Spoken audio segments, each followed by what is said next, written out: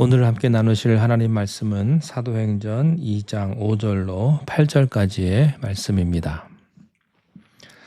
그때의 경건한 유대인들이 천하 각국으로부터 와서 예루살렘에 머물러 있더니 이 소리가 나매 큰 무리가 모여 각각 자기의 방언으로 제자들이 말하는 것을 듣고 소동하여 다 놀라 신기하게 여겨 이르되 보라, 이 말하는 사람들이 다 갈릴리 사람이 아니냐?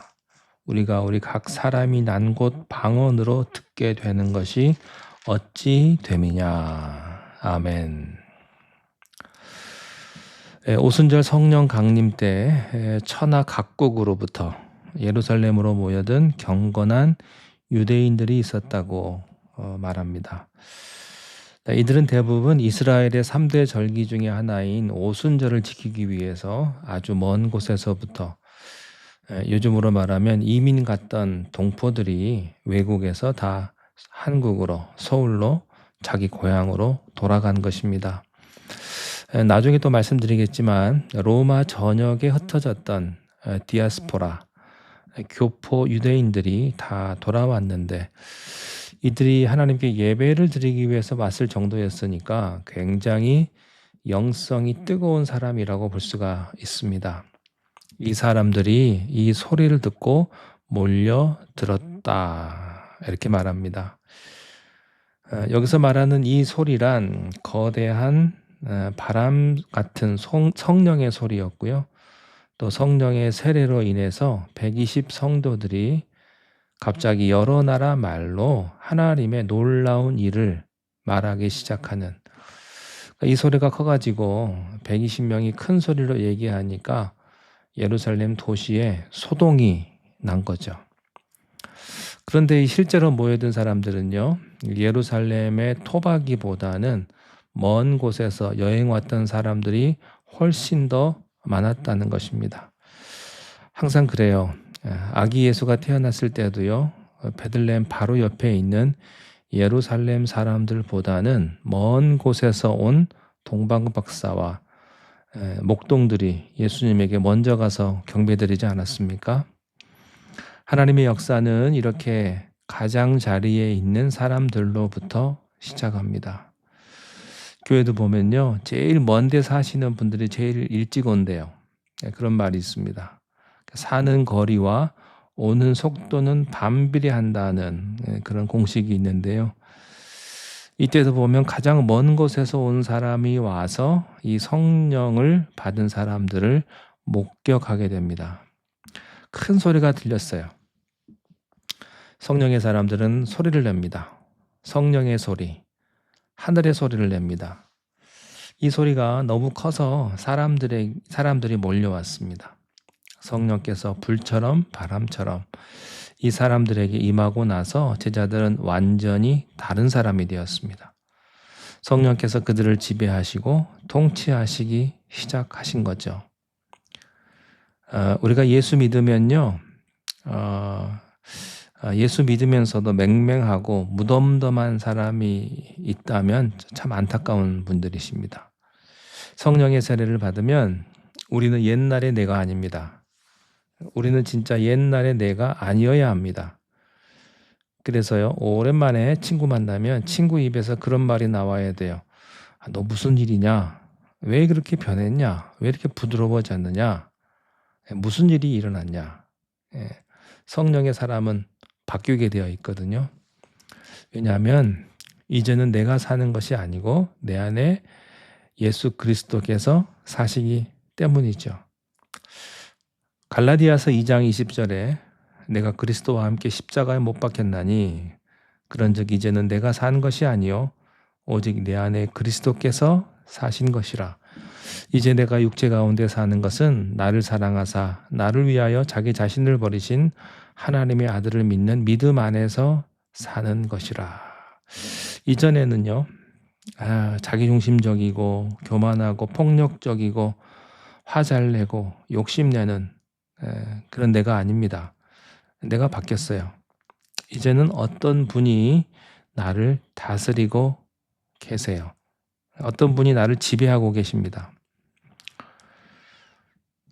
여기 120 성도들이 아직까지도 예수를 십자가에 못 박은 사람들이요, 시퍼렇게 눈을 뜨고 있는 그 예루살렘 한복판에서 아주 담대하게 하나님의 일을 선포할 수가 있었던 것입니다.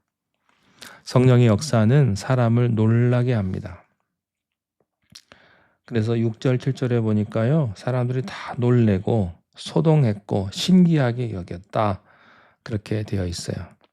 이 말의 뜻은요, 정신이 번쩍 들 정도로 충격을 받았다는 뜻입니다. 눈이 휘둥그레질 정도로 쇼크를 먹었다는 뜻이죠. 그리고 그 놀라움과 충격이 갈수록 그들을 사로잡았다는 뜻입니다. 성령이 임하면요, 성령 받은 사람이 제일 먼저 놀랍니다. 자기 자신이 먼저 놀랍니다. 성령 받으면 자기가 놀래고 지켜보는 다른 사람들이 놀라게 돼요. 성령이 왔는지 안 왔는지 어떻게 아느냐, 다 알게 돼 있어요. 성령에 감동한 사람은요, 자기가 충격을 받고 다른 이들에게도 충격을 줍니다. 성령님께서 그들에게 임했을 때 성령의 은사가 임했는데, 이 방언은 성령의 은사거든요. 성령의 은사는 하나님의 무조건적인 선물입니다. 사람이 이렇게 쟁취하는 게 아닙니다.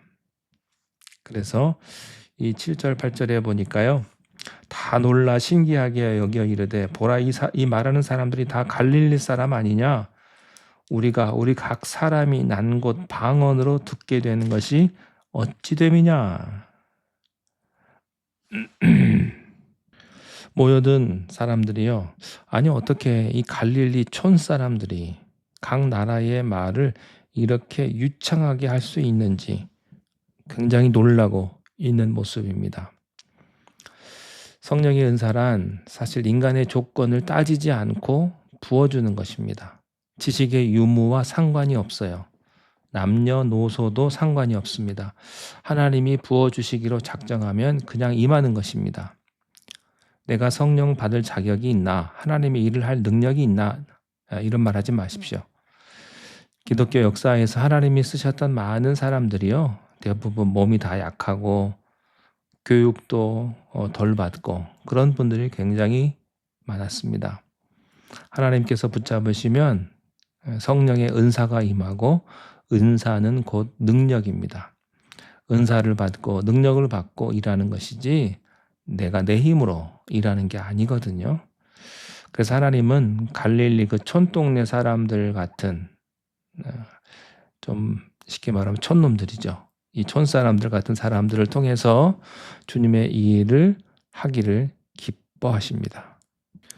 고린도전서 1장 26절에서 29절까지 말씀에, 형제들아 너희를 부르심을 보라. 육체를 따라 지혜로운 자가 많지 아니하며 능한 자가 많지 아니하며 문벌 좋은 자가 많지 아니하도다.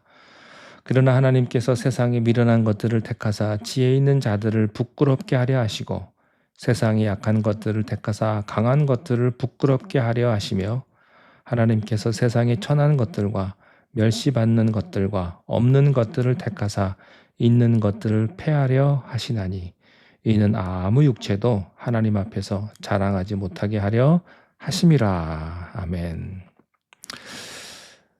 성령께서 우리를 사용하시고 성령께서 제자를 통해서 말하게 하셨다.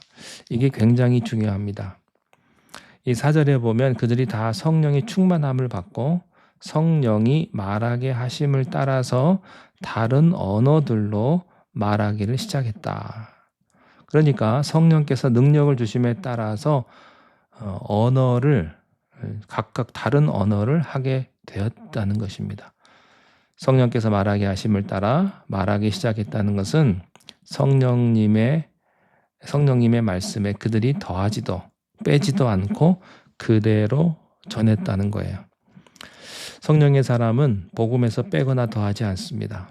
저는 여러분이 하나님의 말씀 그대로를 전하시는 입술이 되시기를 바랍니다. 하나님이 주시면 말씀하고 하나님이 안 주시면 말씀 안 하는 거예요. 이 사도행전 2장 3절에 보니까 성령이 임하실 때 불의 혀같이 갈라져서 임했다고 했거든요. 성령은 복음을 선포할 수 있는 혀의 능력이에요. 그래서 성령 받았냐 안 받았냐의 특징은 방언이 아니고요. 말씀을 전할 수 있는 능력입니다. 여러분 안에 성령의 불이 있어서 전하고 싶다. 그러면 성령 받으신 거죠. 그 안에 뜨거운 열정이 있다면 성령을 주신 것입니다. 하나님은 침묵하지 않으십니다. 오순절 성령이 임하면서 성도들이 말하기 시작했다는 것은 하나님은 침묵하지 않는다는 것을 의미합니다. 태초부터 지금까지 하나님은 끊임없이 우리들에게 말씀하고 계세요. 우리가 교만해서 그것을 듣지 못하고 있는 겁니다. 그렇지만 우리가 회개하는 심령으로 그분과 교제하고 있으면 하나님은 끊임없이 하나님의 백성에게 말씀을 주십니다. 하나님께서는 우리들에게 말씀을 주시는 분이시고요. 우리를 통해서 말씀하시는 분입니다. 저는 여러분이 하나님의 말씀을 가지고 전하는 축복의 통로가 되기를 바랍니다. 지금도 하나님께서는요, 성령을 통해서 우리에게 하나님의 말씀을 주고 계십니다.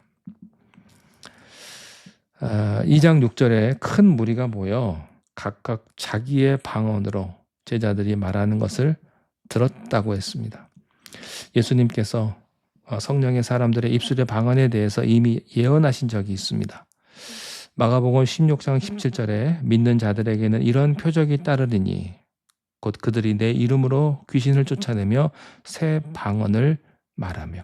여기서 새 방언은 이 사도행전 2장 6절에 나오는 자기의 방언입니다.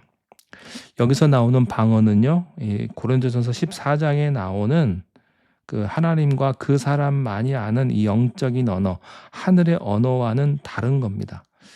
여기서 말하는 방언은요, 문자 그대로 외국어예요. 각 나라 사람들이 알아들을 수 있는 그 나라의 방언인 것입니다. 자, 그런데 이 제자들이 전문적으로 외국에 나가서 외국에 안 나갔을 수도 있겠죠. 어쨌든 외국 교육을 받은 사람들이 아니잖아요. 우리가 한 나라의 말을 터득하는데요, 보통 집중해서 그 나라에 가서 살면서 공부를 하면 4, 5년이 걸린다고 해요. 그것도 언어의 감각이 있는 사람일 경우에. 그런데 감각이 없으신 분들은 아예 그것도 안 되는 분들도 있고요. 갑자기 외국어 교육 한 번도 안 받은 제자들이 이렇게 갑자기 여러 나라의 외국어로 말하기 시작했다는 겁니다. 저도 좀 성령을 이렇게 좀 받았으면 좋겠습니다. 예. 자, 성령이 임하셔서 입술을 축복하셨고 각 나라의 외국어로 그 방언으로 그들이 하나님의 말씀을 선포했다. 여러분, 우리가 우리의 입술로 하나님의 그 놀라우신 은혜와 축복을 선포할 수 있기를 바랍니다. 간증할 수 있기를 바라고요. 하나님의 복음을 증거할 수 있는 여러분들이 되시기를 바랍니다. 기도하겠습니다. 하나님 아버지, 우리에게 성령의 기름을 부어 주시옵소서. 성령의 기름을 우리가 경험하며 이 세상을 날마다 승리하며 기쁨으로 능력으로 살아가게 하시고 죄와 싸워 승리케 하시고 매일매일 세상의 전쟁터와 같은 이 세상 가운데서 하나님 우리와 함께함으로 주님 주시는 귀한 하늘의 승리를 경험하며 하나님 앞에 영광 돌려드리는 우리 모두가 되게 하여 주시옵소서. 오늘도 주님께서 우리의 가정과 우리의 일터와 아버지 하나님 우리 모두를 우리 자녀들을 주님 지키시고 보호하여 주시옵소서. 주님의 은혜 가운데 거하여서 아버지 하나님 세상이 줄 수 없는 하늘로부터 오는 참 기쁨과 하늘의 은혜를 오늘도 경험하며 살아가는 복된 날이 되게 주님이 인도하여 주시옵소서. 우리의 목자 되시며 우리의 구원주 되시는 예수님의 이름으로 감사하며 기도하옵나이다. 아멘.